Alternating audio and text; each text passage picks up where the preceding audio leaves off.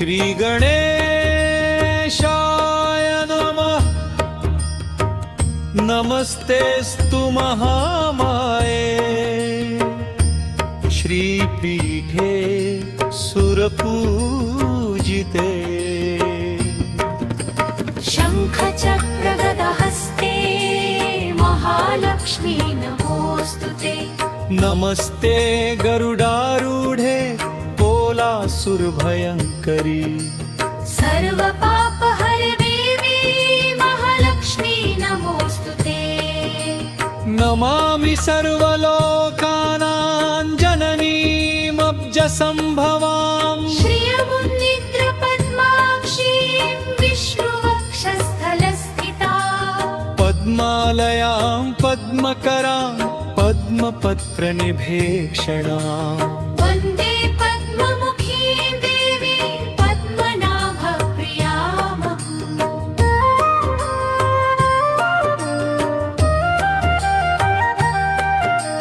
पूर्णेन्दुवदनां दिव्यरत्नाभरणभूषितां वरदाभयहस्तां तां ध्यायेत् लक्ष्मी सनातनी। सर्वमङ्गलमाङ्गल्ये शिवे सर्वार्थसाधिके शरण्ये त्र्यम्बके देवि नारायणी नमोऽस्तुते। या सा पद्मासनस्था विपुलकटितटी पद्मपत्रायताक्षी। गम्भीरावर्तनाभिस्तनभरनमिता शुभ्रवस्त्रोत्तरीया। लक्ष्मीर्दिव्यैर्गजेन्द्रैर्मणिगणखचितैः स्नापिता हेमकुम्भैः। नित्यं सा पद्महस्ता मम वसतु गृहे सर्वमाङ्गल्ययुक्ता। क्षीरसागरसम्भूते कमले कमलाये स्थिते विष्णुप्रिये देवी सुप्रीता भव सर्वदा। त्वम्माता सर्वलोकानां देवदेवो हरिपिता।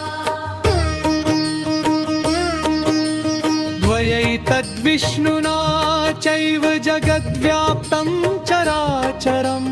दारिद्र्यदुःखभयहारिणी का त्वनन्या। सर्वोपकारकरणाय सदारिद्रचित्ता नमस्ते।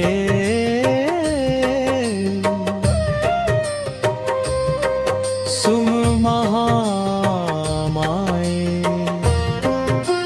श्रीपीठे सुरपूजिते। शङ्खचक्रगदहस्ते महालक्ष्मी नमोऽस्तुते। इति श्री महालक्ष्मी स्तोत्रं सम्पूर्णम्। सर्वज्ञे सर्ववरदे सर्वदुष्टभयङ्करी। सर्वदुःखहरे देवी महालक्ष्मी नमोऽस्तुते। सिद्धिबुद्धिप्रदे देवी भुक्तिमुक्तिप्रदायिनी। मन्त्रमूर्ते सदा देवी महालक्ष्मी नमोऽस्तुते।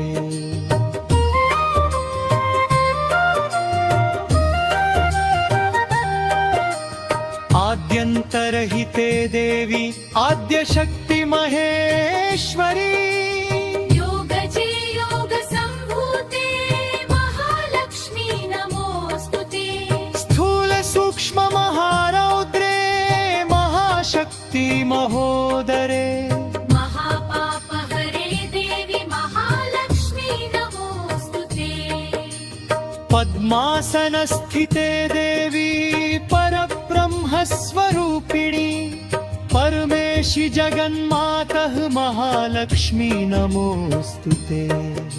श्वेताम्बरधरे देवी नानालङ्कारभूषिते। जगत्स्थिते जगन्मातः महालक्ष्मी नमोऽस्तुते। फलश्रुते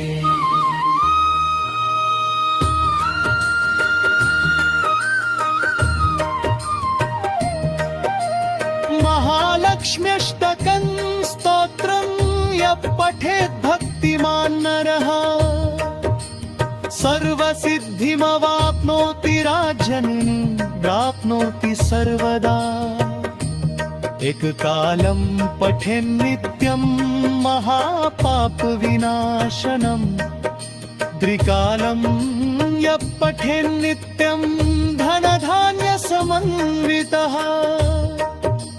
त्रिकालं यः पठेन्नित्यं महाशत्रुविनाशनम् महालक्ष्मीर्भवेन्नित्यं प्रसन्ना वरदा शुभा इति श्री महालक्ष्मी अष्टक स्तोत्रं सम्पूर्णम्।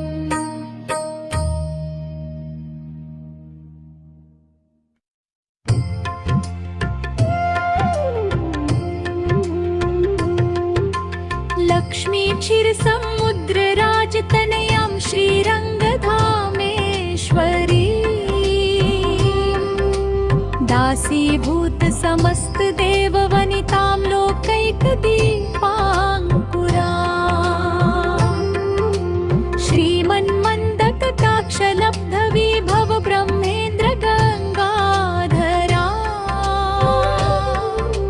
त्वां त्रैलोक्यकुटुम्बिनी सरसिजां वन्दे मुकुन्द प्रिया वन्दे पद्मकरां प्रसन्नवदनां सौभाग्यदां भाग्यदां हस्ताभ्यामभयप्रदा मणिगणनैर्नानाविधैर्भूषिता भक्ताभीष्टफलप्रदां हरिहर ब्रह्मादिभिः सेविता पार्श्वे पङ्कजशङ्खपद्मनिधिभिर्युक्तां सदा शक्तिभिः सरसिजनयने सरोजहस्ते धवलतरांशुकगन्धमाल्यशोभे भगवती हरिवल्लभे मनोज्ञे त्रिभुवनभूतिकरी प्रसीद मह्यम् विष्णुप्रिये नमस्तुभ्यं नमस्तुभ्यं दयानिधे अर्थसिद्धिं देहि मे त्वं सर्वकामांश्च देहि मे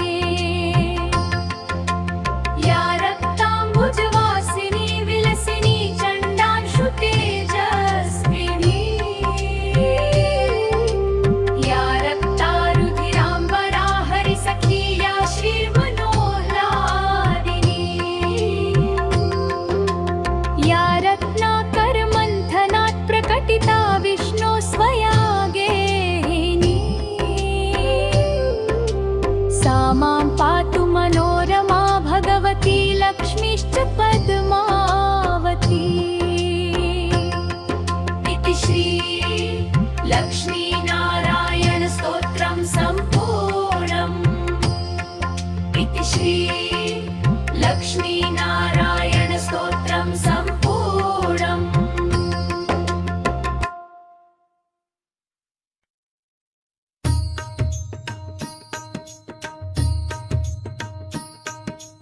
अङ्गं हरे पुलकभूषणमाश्रयन्ती भृङ्गाङ्गनेव मुकुलाभरणं तमालम् अङ्गीकृताखिल विभूतिरपाङ्गलीला मङ्गल्यदास्तु मम मङ्गलदेवताया मुग्धा मुहुर्विदधति वदने मुरारे अङ्गं हरे पुलकभूषणमाश्रयन्ती बृन्दाङ्गनेव मुकुलाभरणं तमालम् अङ्गीकृताखिल विभूतिरपाङ्गलीला मङ्गल्यदास्तु मम मङ्गलदेवताया मुग्धा मुहुर्विदधति वदने मुरारे प्रेमत्रपा प्रणिहितानि गतागतानि मालादृशोर्मधुकरीव महोत्पलेया सा मे श्रियं दिशतु सागर संभवाया विश्वामरेन्द्रपदवी ब्रह्मदानदक्षम् आनन्दहेतुरधिकं मूरविद्विषोऽपि ईशन्निषीदतु मयि क्षणमीक्षणार्धम् इन्दीवरोदर सहोदरम् इन्दिराया आमीलिताक्षमधिगम्य मुदा मुकुन्दम् आनन्दकन्दमनिमेषमनङ्गतन्त्रम् आकेकरस्थितकनीनिकपक्ष्मनेत्रम् भूत्यै भवेन्मम भुजङ्गशाणान्दनाया कालाम्बूदालिललितोरसि कैटभारे खगाधरे स्फुरति या तडिदङ्गनेवा मातः समस्त जगता महनीय मूर्ति भद्राणि मे दिशतु भार्गवनन्दनाया बाह्वन्तरे मुरजित श्रितकौस्तुभेया हारावलिव हरिनीलमयी विभाति कामप्रदा भगवतोऽपि कक्षमाला कल्याणमावहतु मे कमलालयाया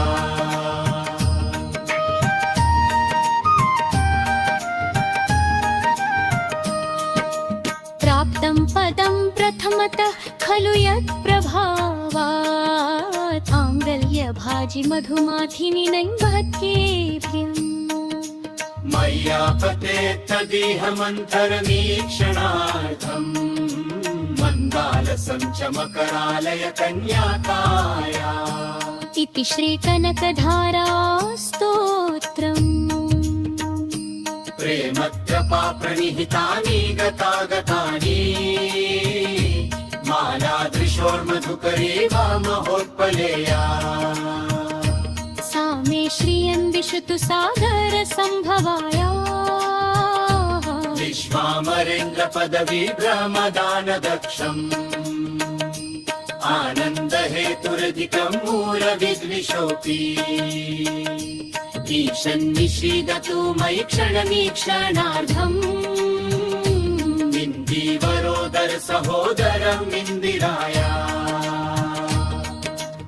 आमीलिताक्षमधिगम्य मुदा मुकुन्दम् आनन्दकन्दमनिमेषमनङ्गतन्त्रम् आकेकरस्थितकनीनिकपक्ष्मनेत्रम् भूत्यै भवेन्मम भुजङ्गशायाङ्गनाया कालाम्बूदालिललितोरसि कैटभारे भराभरे स्फुरति या तडिदङ्गनेवा मातः समस्त जगता महनीय मूर्ति भद्राणि मे दिशतु भार्गवनन्दनाया बार्वन्तरे मुरजित श्रितकौस्तुभेया हारावलिव हरिनीलमयी विभाति कामप्रदा भगवतोऽपि कक्षमाला कल्याणमावहतु मे कमलालयाया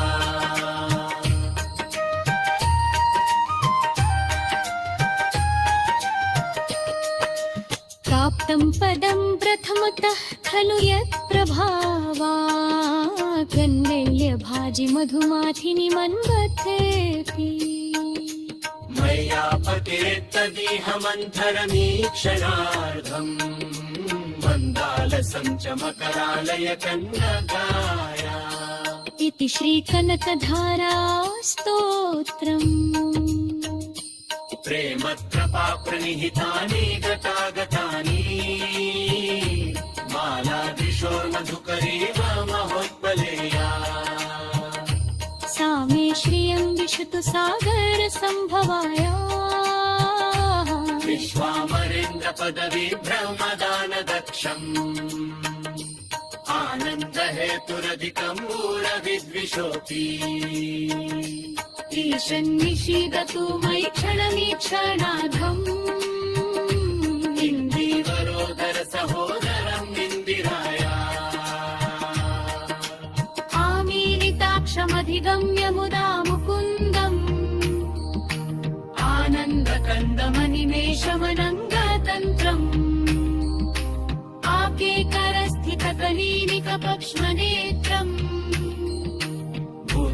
भवेन्मम भुजङ्गशायाङ्गनाया कालाम्बूदालिल्लि तोरसि कैटभारे धाराधरे स्फूर्तिया तडिदङ्गनेव मातः समस्त जगता महनीय मूर्ति भद्राणि मे दिशतु भार्गवनन्दनाय बावन्तरे मुरजित श्रितकौस्तुभेया हारावलिवहरि नीलमयी विभाति कामप्रदा भगवतोऽपि कटाक्षमाला कल्याणमावहतु मे कमलालयाः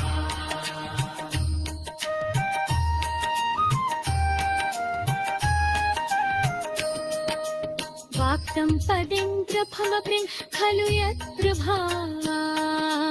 भाङ्गल्यभाजि मधुमाथिनि मन्गथोऽपि मय्यापते तदीघमन्थरवीक्षणार्थम् मन्दालसं च मकरालय कन्यकाया इति श्रीकनकधारा स्तोत्रम् प्रेमप्रभा प्रणिहितानि गतागतानि नारायण श्याममुखलीला महोत्पलेया